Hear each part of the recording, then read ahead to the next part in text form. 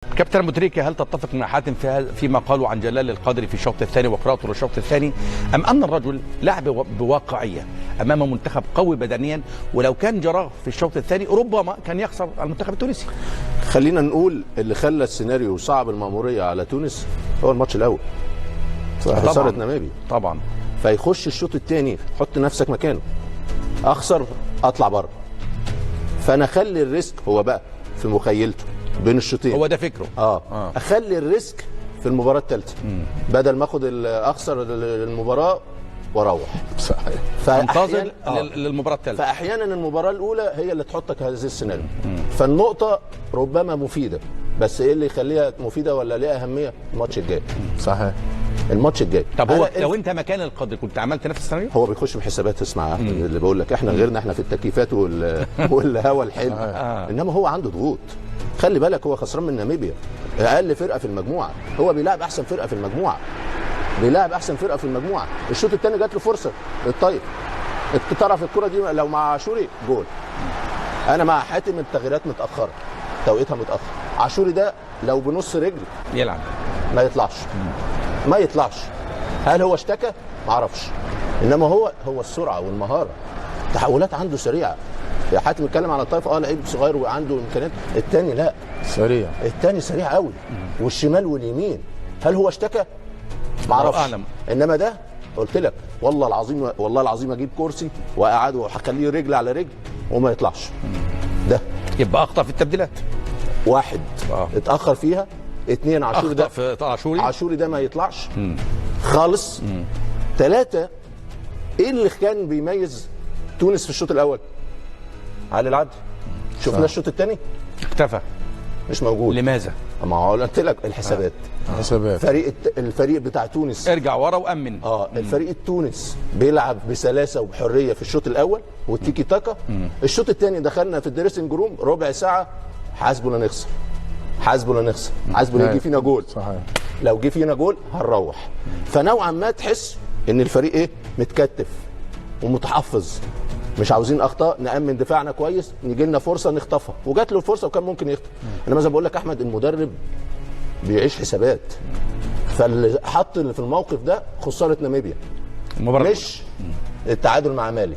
فالمباراه الثالثه الحسابات تبقى مختلفه، الريسك يبقى اعلى، عشان ممكن ياخد الفوز وياخد 4 نقاط ويقول له صعد، محدش هيشتكي يقول له انت تعادلت مع مالي الشوط الثاني وكان في تراجع.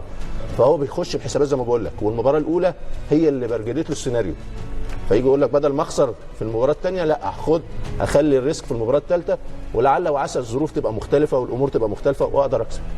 تمام. هذه طبعا مشاهدينا اطلاله سريعه على قراءه جلال القدري لشوط المباراه الثاني من طبعا محللينا كابتن محمد ابو تريكه والكابتن حاتم الطرابلسي. ابو تريكه، الحديث عن الهدف الجميل للمنتخب التونسي، انت قلت انه من اجمل اهداف هذه البطوله. يعني لماذا لم يستمر الاداء والسيناريو الهجومي في الشوط الثاني؟ اي نعم، تحدثت عن نقطه ان هناك يعني المدرب حاول الدفاع، ولكن يمتلك امكانيات لاعبين جيده، لماذا لم يستغل الشوط الثاني في تسجيل هدف او اثنين؟ خلي بالك هو الشوط الثاني بيبقى فيه تراجع بدني لكل المنتخبات بتاعتنا العربيه في شمال افريقيا، فمدربينا استخدموا ال5 تغييرات. صح. واستخدموها بدري في اوقات صح، أيوة. سليمه. عندك 5 تغييرات فاستخدمها. الشوط الاول هم كانت انتشارهم افضل، عندهم المساحات كانت افضل، اللعيبه الاوبشن بتاع الممرر بيبقى دايما بين الخطوط عنده محطات اساسيه بيشتغل عليها. الشوط الثاني لا، ما شفناش الكلام ده، لان الضغط بتاع المالي كمان اتحسن. فاللي شفناه في الشوط الاول والعمل الجماعي ده من افضل الاهداف في البطوله يا احمد كعمل جماعي. شفنا في موريتانيا اهداف مهاره فرديه ومراوغه، لكن ده كهدف جماعي هو الافضل. ده هدف المدرب يبقى فرحان بيه، صح، لان ده تتويج لعمله، برافو، بروازه شغله.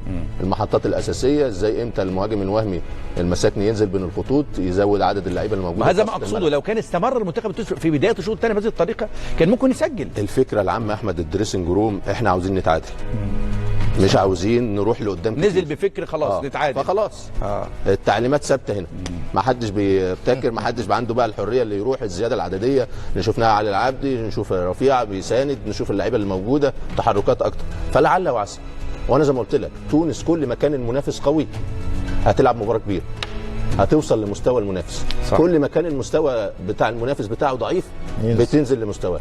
عندك جنوب افريقيا فريق قوي ومحترم، بس في الاخير انت بتلعب سان داونز. كم من جنوب افريقيا يا كابتن احمد بيلعبوا؟ 7 8 من سان داونز. كله القوام الاساسي للفريق كله سان داونز. في الاخير هو فريق. هل منتخب تونس مش قادر يكسب سان داونز؟ بمشيئه الله ان شاء الله في الفرصه الاخيره، وما عندهمش الا فرصه واحده. خلاص الفوز ولا المباراه غير. دي ممكن تكسب ممكن تتعادل. لا، المباراه الثالثه المنافس قوي ومحترم، هتعلى المستوى وما عندكش الا فرصه واحده الفوز. فان شاء الله التوفيق يبقى موجود ويبقى في توازن موجود بالنسبه للفريق. بس على الاقل يا احمد كابتن جلال وصل للتشكيله الامثل والافضل ليه. صحيح.